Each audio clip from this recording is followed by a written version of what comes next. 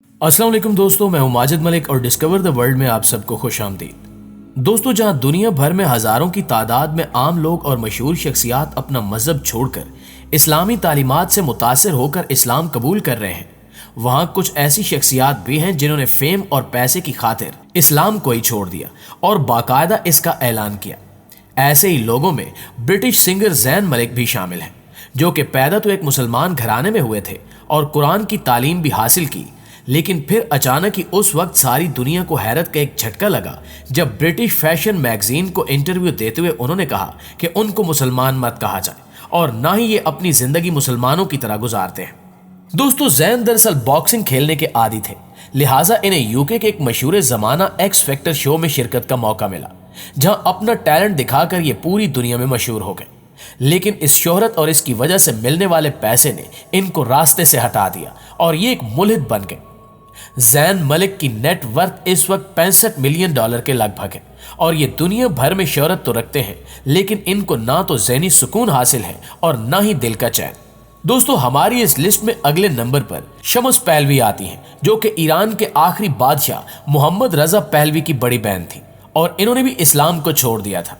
दरअसल ईरानी शाही खानदान की शहजादी 28 अक्टूबर 1917 को ईरान के शहर तेहरान में पैदा हुई थी और इस खूबसूरत हसीना ने अपनी बहन और अपनी वालदा के साथ मिलकर ईरान में हिजाब और नकाब के खिलाफ तहरीक चलाई थी। और ईरान जो कभी एक शिया मुसलमान रियासत हुआ करती थी, वहीं मगरिब से मुतासिर होकर इन्होंने ईरान को मादर पिदर आजाद मुआशरा बनाने की कोशिश की। शाह ईरान की बड़ी बहन शम्स पहलवी मगरिब से इस कदर मुतासिर हो गई थी कि इन्होंने 1940 में इस्लाम छोड़कर रोमन कैथोलिज्म को इख्तियार कर लिया था। सिर्फ इतना ही नहीं, बल्कि इस शहजादी ने खुद तो इस्लाम छोड़ ही दिया, साथ ही साथ बच्चों और अपने शौहर को भी रोमन कैथोलिज्म कबूल करवा लिया। दोस्तों, अब बात करते हैं परवीन बॉबी की। कहा जाता है कि 1970 से 80 के दौरान बॉलीवुड में सिर्फ एक ही अदाकारा का डंका बजता था, जिनका नाम परवीन बॉबी था। वो फिल्मों में अपने फैश और बोल्ड सीन्स की वजह से पूरी दुनिया में जानी जाती थी। परवीन बॉबी ने शोहरत और दौलत के लिए हर वो काम किया जो एक बाहया और शरीफ मुसलमान लड़की सोच भी नहीं सकती। परवीन बॉबी का ताल्लुक एक इंतहाई शरीफ पश्तून कबीले से था, लेकिन परवीन बॉबी जैसे ही जवान हुई, इन पर मॉडलिंग का भूत सवार हो गया और इस मकसद के लिए इन्होंने उस दौर में भी हर हद पार कर दी और भारतीय फिल्म इंडस्ट्री में ऐसे ऐसे रोल्स किए जो कि उस वक्त की अदाकाराएं करने का सोच भी नहीं सकती थी, क्योंकि उस जमाने में एक आम मुसलमान लड़की के लिए यह सब कुछ एक आग का दरिया पार करने के मुतरादिफ था। दोस्तों, परवीन बॉबी की खूबसूरती और जवानी ने उनको उस वक्त की टॉप की बॉलीवुड अदाकारा बना दिया था और वो अमिताभ बच्चन के साथ 8 सुपरहिट फिल्में भी बना चुकी थी और दीगर मशहूर अदाकारों के साथ भी इनकी फिल्में हर तरफ धूम मचा रही थी और इनके कई नौजवान फिल्म स्टार्स के साथ अफेयर भी चल रहे थे। लेकिन फिर वो एक हिंदू शख्स के साथ रूहानियत के सफर पर निकल पड़ी और कई मुल्कों का दौरा किया। इस दौरान पहले तो इन्होंने हिंदू मजहब इख्तियार किया और फिर इन्होंने हिंदू मत छोड़कर ईसाईयत को कबूल कर लिया और फिल्म इंडस्ट्री को भी छोड़ दिया। अपनी उम्र के आखिरी हिस्से में वो कई बीमारियों का शिकार हो चुकी थी और ना उनके पास मालो दौलत थी और ना ही कोई उनका ख्याल रखने वाला था। इनकी मौत का वाकया भी बहुत दर्दनाक है। वो 2005 में मुंबई में अपने फ्लैट में मुर्दा हालत में पाई गई थी और पुलिस के मुताबिक वो 3 दिन पहले ही मर चुकी थी। बताया जाता है कि जब वो अपनी व्हीलचेयर से गिरी तो बुरी तरह से जख्मी हो गई थी। लोगों को मदद के लिए पुकारती रही, लेकिन कोई उनकी मदद को ना आया।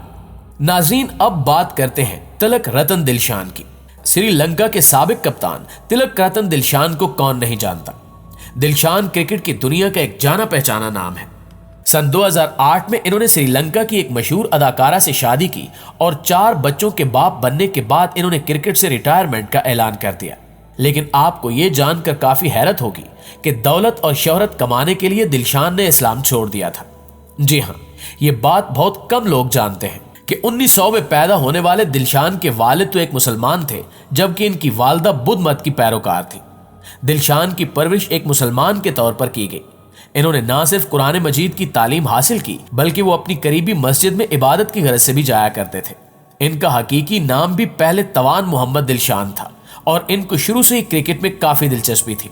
16 साल की उम्र में एक प्रैक्टिस के दौरान इन्होंने अपने कोच की बात मानकर दीन इस्लाम को छोड़कर बुद्ध मत को इख्तियार कर लिया, क्योंकि उसके कोच ने कहा था कि अगर क्रिकेट में तरक्की करना चाहते हो तो ऐसा तो करना पड़ेगा। तब कोच की बातों से मुतासिर होकर दिलशान ने 16 साल की उम्र में ही इस्लाम छोड़ दिया। बस वो दिन और आज का दिन दिलशान पर श्रीलंका ने ना सिर्फ क्रिकेट के दरवाजे खोल दिए बल्कि फिल्म इंडस्ट्री और सियासत के दरवाजे भी खोल दिए।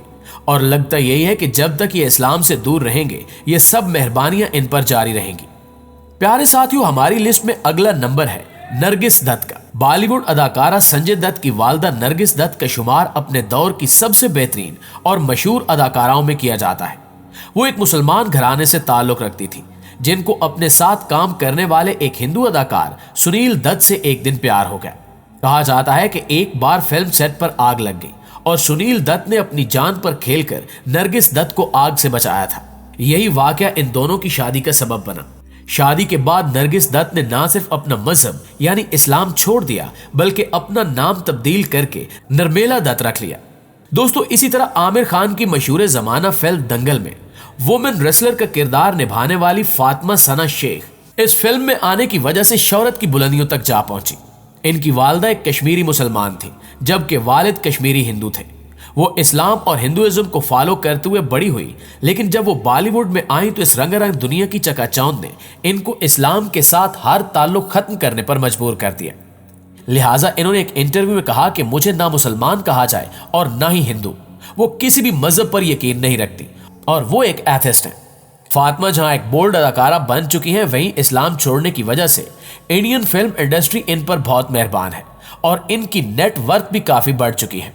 अभी पिछले दिनों जब आमिर खान और इनकी दूसरी बीवी किरण की तलाक की खबरें मंजरेआम पर आईं, तब कहा जा रहा था कि फातिमा और आमिर खान के अफेयर की वजह से इन दोनों का घर टूटा और ये दोनों अब बहुत जल्द शादी करने वाले हैं। नाज़रीन ग्रामी, इसी तरह हाल ही में भारत में शिया मसलक से ताल्लुक रखने वाले सैयद वसीम रिजवी ने इस्लाम छोड़कर बाकायदा हिंदुइज्म कबूल कर लिया है और जिला गाजियाबाद के एक मंदिर में इनके हिंदू मजहब इख्तियार करने की बाकायदा तकरीब भी मुनक्किद की गई जिसमें इनको बुतों की पूजा पाठ करते देखा जा सकता है। भारत में शिया सेंट्रल वक्फ बोर्ड के चेयरमैन के ओहदा संभालने वाले सैयद रिजवी ने उस वक्त मुसलमानों की दिल आजारी की जब भारतीय सुप्रीम कोर्ट में कुरान की 26 आयात को हज़फ करने यानी निकालने की दरखास्त इन्होंने दी और फिर एक गुस्ताखाना किताब भी लिखी जिसमें मुसलमानों, कुरान और इस्लामी शख्सियात की तौहीन की गई। भारत में मौजूद मुसलमानों की तंजीम ने इन पर फतवा भी दिया, लेकिन ये फिर भी अपना जहर उगलने से बाज नहीं आए। भारत के मुसलमानों ने इस मलून के खिलाफ कई मुकदमात भी दर्ज कराए, लेकिन ऐसा लगता है कि इसे मोदी सरकार की खास हिमायत हासिल है और इसके शैतानी आका इसे मुसलमानों के खिलाफ इस्तेमाल कर रहे हैं। सिर्फ इतना ही नहीं बल्कि इसने अपना नाम सैयद वसीम रिजवी से बदलकर कुछ और रख लिया है और ये वसीयत की है कि इसके मरने के बाद इसकी लाश को हिंदू मजहब के मुताबिक जला दिया जाए। भारत में कई तंजीमों ने इसकी मौत पर बड़ा इनाम भी रखा हुआ है और इसे मारने वाले को मुफ्त का हज कराने का ऐलान भी कर रखा है। जी तो मुआज़िज़ दोस्तों, ये थी हमारी आज की वीडियो कैसी लगी कमेंट करके हमें जरूर बताइएगा। इंशाल्लाह आपसे मुलाकात होती है अगली वीडियो में। तब तक अपना और अपने प्यारों का ढेर सारा ख्याल रखिएगा। अल्लाह निगहबान।